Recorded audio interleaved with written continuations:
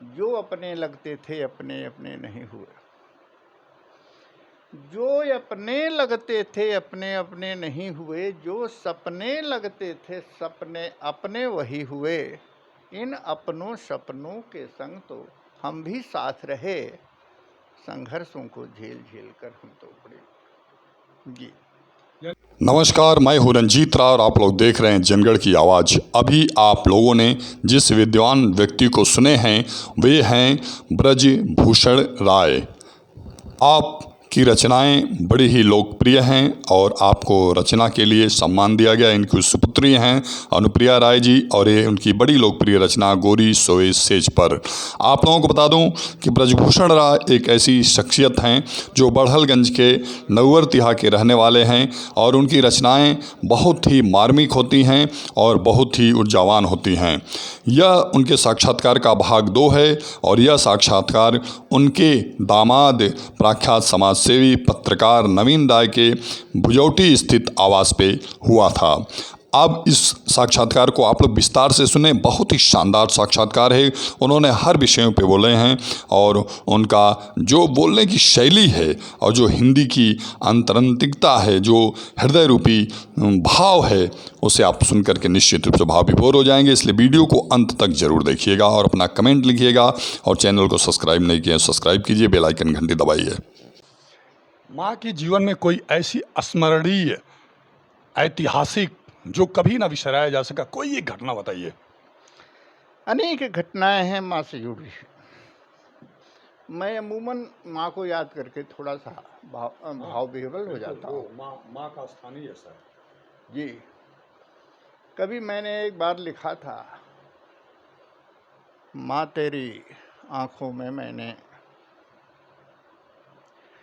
सपनों को पलते देखा है, माँ तेरे आंचल में मैंने फूलों को खिलते देखा है। कितनी पीड़ा तूने झेली, क्या कोई भी झेल सकेगा। कितनी ब्रीड़ा यानी लज्जा तूने पाली, क्या कोई भी पाल सकेगा। अपने रहे पराए जो भी, सबके लिए बनी सुरसरसी, जिसका जितना मन करता था जल ले लेता। हिमगिर के उत्तुंग शिखर सी झरझर बहती, माँ तू कैसी। जीवन में कोई ऐसी घटना हुई जो आपको बहुत कष्ट दिया हो, किसी का ऐसा व्यवहार रहा हो जिससे आप बहुत विचलित हुए, कोई एक घटना बताइएगा। बहुत विस्तार में जाकर इस तरह की अनेक घटनाएं हैं और यहाँ उसका प्रसंग पैदा करना दुख ही पाया लोगों से। एक छंद ही के रूप में मैं आपको कह देना चाहता हूँ, एक साहित्यकार उसी भाव में कहता ही है, जो अपने लगते थे अपने अपने नहीं हुए। जो अपने लगते थे अपने अपने नहीं हुए, जो सपने लगते थे सपने अपने वही हुए। इन अपनों सपनों के संग तो हम भी साथ रहे, संघर्षों को झेल झेल कर हम तो बड़े। जी, यानी आपके भी जीवन में कुछ ऐसी घटनाएं हुई हैं जो बहुत अपनों ने पहुंचाया है। अपनों ने बड़ा कष्ट दिया। अच्छा, ऐसा क्यों होता है जीवन में कि अपने कष्ट देते हैं? क्योंकि अपनों से हमारी अपेक्षाएं होती हैं और जब अपेक्षाएं हमारी पूरी नहीं होती हैं तो वह बहुत कष्ट देती हैं। जो दूसरा है उससे हमारी कोई अपेक्षा नहीं होती, उसकी अपनी प्रकृति है, अपना स्वभाव है। वह कभी डस भी लेगा, कभी चाट भी लेगा। तो उस चाटने और काटने के बीच का जो अंतराल है उसकी व्याख्या मुझसे मत कराइए श्रीमान जी। अच्छा, आप जो है बचपन से रामचरितमानस पढ़े हैं, पिता के सानिध्य में पढ़े हैं, आप एक साहित्यकार हैं, अच्छे भावनाओं और सद्भाव में लिखते हैं, तो क्यों लोग अपेक्षा करते हैं दूसरों से? ये अपेक्षा करने की प्रवृत्ति क्यों आती है? आपकी बात, यह प्रश्न थोड़ा सा अधूरा लग रहा है मुझे। नहीं, जैसे आपने कहा ना कि लोग दूसरे से उम्मीद करते हैं और जब अपने धोखा देते हैं, तो ये प्रवृत्ति लोगों में क्यों आती है? अमूमन अपनों से जो उम्मीद है वो हृदय का पक्ष लेकर के होती है। अच्छा, अब पराये से यदि हम उम्मीद पालते भी हैं तो हमारा भ्रम है, नहीं पालना चाहिए। तो अपने यदि अपनों से यदि मेरी उम्मीद है और वह जो है उससे मुकर जाता है, कुछ ऐसी बात कह देता है जो वह मर्मांतक हो जाती है, वही पीड़ा पहुंचाती है। हम दूसरों के मुकर जाने से हम बहुत प्रभावित नहीं होते हैं। तो इसके बारे में रामायण में श्रीमद् भागवत और रामचरितमानस का कि हर्ष विषाद न करना मन में, क्या आज प्रासंगिक नहीं हो पा रहा है? ये हर्ष विषाद से ऊपर उठने की हमें हमेशा कोशिश करनी चाहिए। ये साधना की स्थिति होनी चाहिए। सम स्थिति में यदि हम रहते हैं तो हमें उसका न हर्ष होगा, न कोई चीज़ प्राप्त भी हो जाए तो बहुत प्रसन्नता न हो, और कोई चीज़ चली भी जाए तो उससे कष्ट भी हम न। बात करते हैं परिवार की। साहित्य एक साधना का पथ है। अब धीरे धीरे वह आदत से बन गई है कि भौतिक वस्तुओं के आने और जाने से कहीं कोई हरकत न हो, तब कलम उठती है। जैसे जैसे उड़ के मोती अधरों पर आते हैं, वैसे वैसे मन के बंधन अपने कट जाते हैं। नहीं, जैसे कि ये जो हर्ष और विषाद का विषय है, ये बिल्कुल निश्चित रूप से जीवन को सफल बनाने का विषय है। तो प्रथम पाठशाला परिवार है, तो इस परिवार में किसकी जिम्मेदारी है जो अपने परिवार के संतान को हर्ष विषाद से विमुक्त रखे? जी, यह सबसे बड़ी जिम्मेदारी माँ की है, और माँ के बाद जो है पिता का स्थान आता है। माता और पिता किसी वस्तु से बंधने की कोशिश, उन्हें शिक्षा न दें।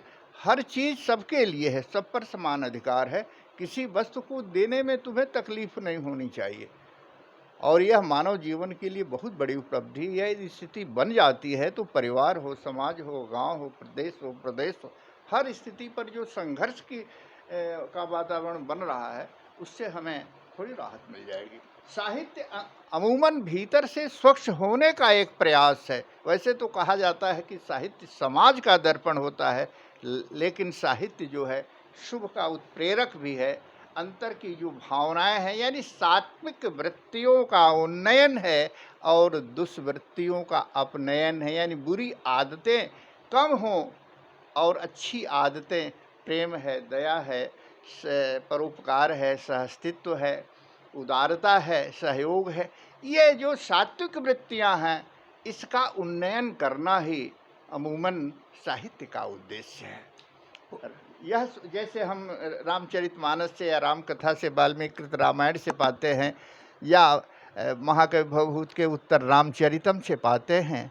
राम ने सीता को पुनः परित्याग कर दिया, लेकिन बावजूद इसके वह बिलक कहाँ हो पाई थी। वह जनक नंदिनी तो उस रामभद्र के प्राणों की आधार बनी रही। वह राजधर्म के बस होकर के अंत में जो है आसन्न प्रसवा सीता को पुनः वन में छोड़ देते हैं, लेकिन बावजूद इसके कभी छोड़ नहीं पाए। आप भाग्य को मानते हैं गुरुजी? भाग्य और पुरुषार्थ, भाग्य का मेरे दृष्टि में बस इतना ही तात्पर्य है, जब हम ईश्वर के सम्मुख हो जाते हैं तो हमारा भाग्य है। पुरुषार्थ यदि श्रेयस्कर है तो हम ईश्वर के सम्मुख हो पाते हैं। जैसे मुझे जो जानकारी है, प्रभु रामचंद्र जी को वनवास मांगा था कैकेयी जी ने, फिर सीता माँ साथ चल दी, तो क्या सीता जी के ही भाग्य से रावण का विध्वंस होना था? जी, वो तो कारण है, कारण बनी कैकेयी। सीता जी को जाना था, वो लोक धर्म। तो क्या पहले से भाग्य की रचना हो चुकी थी कि ये घटनाएं घटित होंगी? भाग्य तो हमेशा साथ रहता है, लेकिन वह पुरुषार्थ से प्रेरित होकर के रहता है। पुरुषार्थ माने हम कर्म के फल की अपेक्षा न करके यदि हम कार्य करते हैं तो वह पुरुषार्थ है। अर्थ प्रेरित जो भी कार्य हम यदि करें तो वह पुरुषार्थ नहीं। यदि सत पुरुषार्थ है तो भाग्य अपने साथ अगल बगल में कदम से कदम मिलाता है, हम उसे अस्वीकार नहीं कर सकते हैं, और वह व्यक्ति जीवन में सफल होगा यदि उसका सत पुरुषार्थ है। पुरुषार्थ का अर्थ अपने अर्थ के लिए केवल काम करना, यह पुरुषार्थ कभी नहीं है। पुरुषार्थ जन जन के लिए है। जैसे राम ने पुरुषार्थ किया, धर्म आडंबर नहीं प्रिय राम बन बन भटकना है, तो राम की जो भटकन है वह परार्थ के लिए है, दूसरों की भलाई के लिए है, जन जन की पीड़ा का हरण करने के लिए। इस नाते उनके धनुष की बाणों में वह तेज आया, इसीलिए हम राम बाण अमोघ कहते हैं। और यह तपस्या से, तपने से, त्याग से तैयार होता है राम बाण। आप जब रचना करते हैं गुरुजी किसी भी चीज़ का, तो आपको परिवार का परिदृश्य दिखाई देता है कि नहीं? आपकी परिवार की घटनाएं सामने आती हैं कि नहीं? जी आते हैं, ये सारी चीज़ें प्रेरक बनती हैं। मेरे घर का वातावरण प्रेरक बनता है। मैं खेत में अपना काम करता हूँ, पानी चलाता हूँ, ट्रैक्टर चलाता हूँ, हल चलाता हूँ या और भी कृषि के कार्य करता हूँ। उस समय भीतर की जो रचनात्मक शक्ति है हमेशा सृजनशील बनी रहती है। कुछ न कुछ चिंता नहीं चिंतन हमेशा होता रहता है अलग अलग विषयों पर। लेकिन मुझे सबसे जो प्रभावित करती है वह राम कथा प्रभावित करती है। और भी कथाएं हैं लेकिन राम कथा में जो सात्विक उत्प्रेरक का काम करता है, कथाओं में अनेक जो बिंदु हैं जो असली धर्म के स्वरूप को बाँचते हैं, वहाँ मेरे भीतर की ताकत जो है और भी प्रबल हो जाती है और लेखनी पर वो उतर जाती है। श्रीमद् भागवत कथा और श्री रामचरितमानस में क्या अंतर है? बहुत अंतर है, बहुत अंतर है। थोड़ा सा प्रकाश डालिएगा। जी जी जी। बताइए। श्रीमद् भागवत की कथा जो है भगवान कृष्ण की लीलाओं का गान है। आदिशक्ति स्वरूपा राधिका जी के साथ रह करके जो लीलाएं भगवान कृष्ण ने की है, हालांकि कहीं भी भागवत में किशोरी जी के नाम का उल्लेख नहीं है, लेकिन साथ साथ ही वह विद्यमान रहती हैं। अनेक चीज़ें हैं भागवत में जो भगवान योगेश्वर कृष्ण के मुख से अर्जुन को उपदेश दिया जाता है। फिर और भी जैसे बचपन से लेकर के सयाने होने तक पांडवों के साथ अनेक तरह के जो राजनीतिक द्वंद्व हैं उसके बीच चलने का, द्वारिका से लेकर के यहाँ। अगर कोई पढ़ना चाहे तो रामचरितमानस को प्राथमिकता पढ़े कि श्रीमद् भागवत जी को पढ़े? रामचरितमानस राम कथा पढ़े, मंगल वहाँ है। और राजनीतिक यदि हमें जानकारी या असली धर्म की जानकारी प्राप्त करनी है तो वह महाभारत पढ़े। महाभारत पढ़े कि श्रीमद् भागवत कथा पढ़े? भागवत तो एक तरह से फलश्रुति है। महाभारत का तो नाम लेके लोग सिहर जाते हैं। न, मैंने तो पूरा महाभारत पढ़ा है, भागवत भी पढ़ा है, रामचरितमानस पढ़ा है। अभी मेरी एक पुस्तक आई अध्यात्म रामायण जो वेदव्यास बादरायण के कलम से निकली है, तो वह तो मैंने सब कुछ देखा है, पढ़ा है, जाना है। तो मैं कहूँगा कि वह तो फलश्रुति है भागवत। भगवान की लीलाओं का जो फल आता है, पुण्य आता है, लेकिन जो संघर्ष के पग हैं, जो अयोध्या से कांटों में, पहाड़ियों में, नदियों में, झीलों में जो पैदल चल कर के राम ने रचा, इतिहास रचा और धर्म की असली स्वरूप का वर्णन किया, पालन किया। त्याग क्या होता है इसको चरितार्थ कर दिया। भाई के लिए क्या धर्म होता है, पिता के लिए क्या धर्म होता है, माँ के लिए क्या धर्म होता है, पति पत्नी का जो धर्म है, राजा और सेवक का क्या धर्म होता है, और शत्रुओं को सामने देख करके प्रतिपक्षी के ऊपर बाण उठाने का क्या धर्म होता है, सबको चरितार्थ कर दिया श्री राम ने। इसलिए राम कथा ज़्यादा मंगलदायी। ये पिता को पुत्र मोह क्यों होता है? पिता स्वाभाविक जब अपने चौथेपन में संन्यास की स्थिति में हो जाता है तो स्वाभाविक एक क्रिया है। मनुष्य जो है कमजोरियों का स्वरूप होता है। कमज़ोर मनुष्य ही कमज़ोर मन का एक तरह से प्रमाण है। और यदि वह कोई व्यक्ति उस मोह से परे हो जाता है, न पुत्र का मोह, न प्रजा का मोह, न बेटी का मोह, न पत्नी का मोह, इससे अलग हटने में बड़ी साधना करनी। आपको लगता है कि पुत्र मोह ही इंसान को बेईमानी, शैतानी, जो भी हलाली करना है उसके लिए प्रेरित करता है? मोह की प्रबलता से दुख की प्रबलता बढ़ती है। क्योंकि धृतराष्ट्र में कहा था पुत्र मोह में महाभारत हो गया। जी, मोह ही बहुत घातक है। हमारे यहाँ 6 शत्रु हैं, उसमें मोह भी है। मद मात्सर्य, माने मात्सर्य का अर्थ होता है ईर्ष्या। तो इस तरह की चीज़ें, मोह तो एक तरह से व्यक्ति का शत्रु है। और ये व्यक्ति मोह से परे हो गया तो वह दुनिया में चाहे जो भी चाहे वो कर सकता है। लोग कहते हैं कि सत्य के नज़दीक रहिए, कभी परिस्थिति आ सकती है कि झूठ बोलना पड़े किसी के जीवन हित में, और ईश्वर में प्रचंड विश्वास करिए। नवधा भक्ति में भी है कि मुझसे अधिक संतों को मानो। हैं, तो आपको क्या लगता है ऐसा क्यों? आपको लगता है पूरे देश में कितने % लोग ईश्वर के में अटूट आस्था रखते हैं और सत्य के नज़दीक हैं? अर्थ नियोजित लोग आस्था रखते हैं, अपने मतलब की आस्था रखते हैं। और यह अपने मतलब से आस्था रखने वालों का कभी मंगल नहीं होता है, उसका शुभ नहीं होता है। कुछ पाने के लिए हवन करना किसी के लिए किसी गरीब की बाह पकड़। तो गीता में तो अर्जुन जी ने भी कहा कि हे प्रभु, बिना स्वार्थ का हम पुरुषार्थ कैसे करेंगे। तो ऐसा होता है जी, बहुत इसमें और विस्तार। रामचरितमानस में भी लिखा है कि स्वार्थ लाग करें सब प्रीति, सूर्य नरमुन सबकी है रीति। तो फिर इस पे कैसे आप। हाँ, जो भी है, यदि अर्थ नियोजित है, अपने मतलब के लिए प्रेम है, तो उस प्रेम का कोई मूल्य नहीं है। और इसी नाते कहा गया है कि नहीं सत्यात् परो धर्मः त्रिश्लोकेषु विद्यते, मिथ्या समम पापम नास्ति तस्मात् सदा सत्यम वद। तो अच्छा, झूठ ये ऐसे जो बुरा प्रथम नहीं। पुरस्कार आपको जब मिला था, प्रथम पुरस्कार, तो उसको किसने प्रदान किया था? उस पुरस्कार का क्या नाम है? जी, मुझे पहला पुरस्कार जो है, मेरी एक ललित निबंधों का संग्रह छप के आया गोरी सोवे सेज पर। हाँ, इसके बारे में थोड़ा प्रकाश डालिएगा। जी, मैं बता रहा हूँ आपको कि 34 निबंधों का संग्रह है, जिसमें अनेक तरह के कुछ ललित भी हैं, 15-20 तो ललित निबंध हैं, और उसके बाद जो है व्यक्तिगत चिंतन के विषयों पर है, साहित्यिक निबंध हैं, यात्रा संस्मरण भी है, और कुछ गद्य गीत के निबंध हैं, जिसमें गद्य जो है कुछ आधा गीत में है, आधा गद्य में है, और गद्य मिश्रित गीत मिश्रित गद्य भी है। इस तरह से ये पुस्तक अमूमन मुझे कुबेरनाथ राय, विवेकी राय और विशेष रूप से आचार्य विद्यानिवास मिश्र के निबंधों को पढ़ करके प्रेरणा मिली, और मेरी कलम उठी, 34 निबंध आए।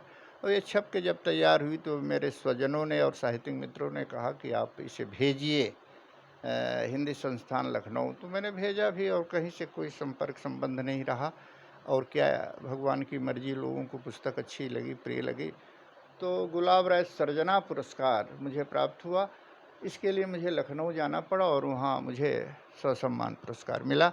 अभी एक पुस्तक मेरी आई है, महाकवि जयदेव विरचित गीत गोविंदम, जो मुझे स्मरण है कि कम से कम 2 वर्ष 2.5 वर्ष तक मैं उसी राधा माधव की प्रेम की गलियों में भटकता रहा, नाचता रहा, भगवान से प्रार्थना करता रहा, और कहा, हे प्रभु, अपनी लीलाओं को गवाइए, कहवाइए। कैसे कहूँ, खड़ी बोली में लिखूँ कि मैथिली में लिखूँ कि भोजपुरी में लिखूँ कि अवधी में लिखूँ। फिलहाल ब्रज में आदेश हुआ, उसके बाद यह 12 सर्गों और 24 प्रबंधों में निबद्ध यह रचना गीत गोविंदम गोविंद गीत के नाम से प्रकाशित हुई। और इसे भी हिंदी संस्थान लखनऊ ने अभी कुछ ही दिन बीते हैं, हाँ। ये बस अंतिम प्रश्न है, फिर हम भविष्य में आपसे मिलेंगे। जी। ये जानना है कि कबीरदास, सूरदास, कालिदास, तुलसीदास से बड़ा रचनाकार कोई है? व्यास जी से बड़ा रचनाकार कोई है?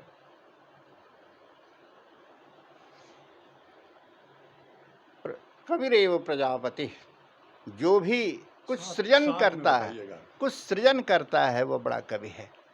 जो कुछ रचनाकार है ना, जी, है ना? हाँ। क्या इन लोगों को कोई पुरस्कार मिला कभी? कभी नहीं, जनता ने पुरस्कार दिया। जनता का पुरस्कार सबसे बड़ा पुरस्कार है।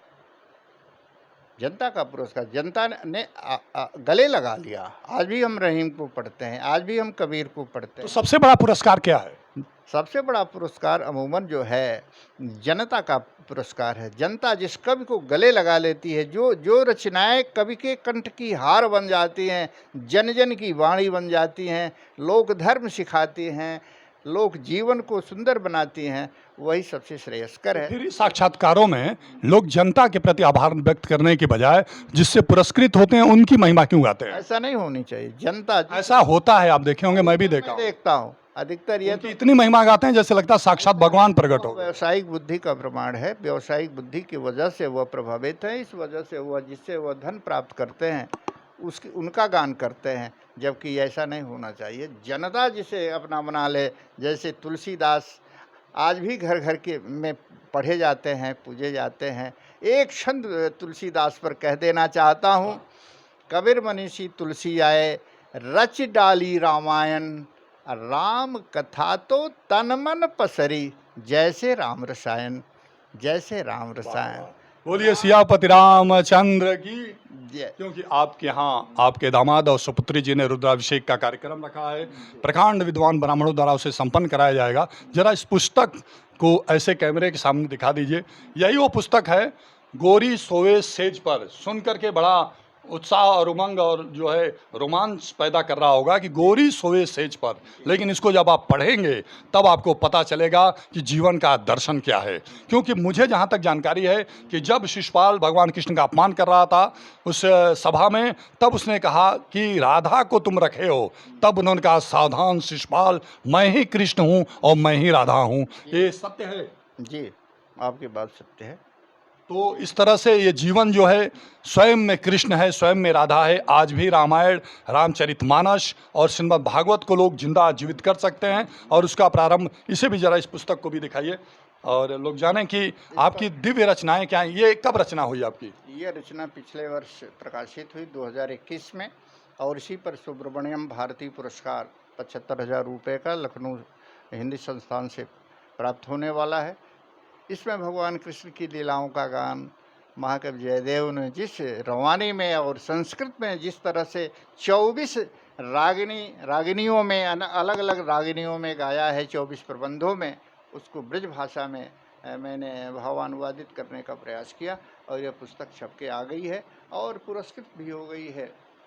बहुत बहुत शुभकामना, बहुत बहुत आपके लिए शुभ मंगल। आज महाशिवरात्रि के इस पावन पर्व पे आपके दामाद के घर से जो महारुद्राभिषेक हो, उससे वसुधैव कुटुंबकम का कल्याण हो। और इसी के साथ मैं आप लोगों को बता दूं कि श्री बृजभूषण राय साहब जी को, रचनाकार जी को अगर आप ध्यान से सुनेंगे तो रामानंद सागर के जो ओठों का फ्रिक्वेंसी थी, जो उनके बोलने की मधुरता थी, जो गंभीरता थी, वो सीधा आप में रामानंद सागर जी की दिखाई देगा। क्योंकि रामानंद सागर जी ने बड़े साहस के साथ रामचरितमानस की रचना किया।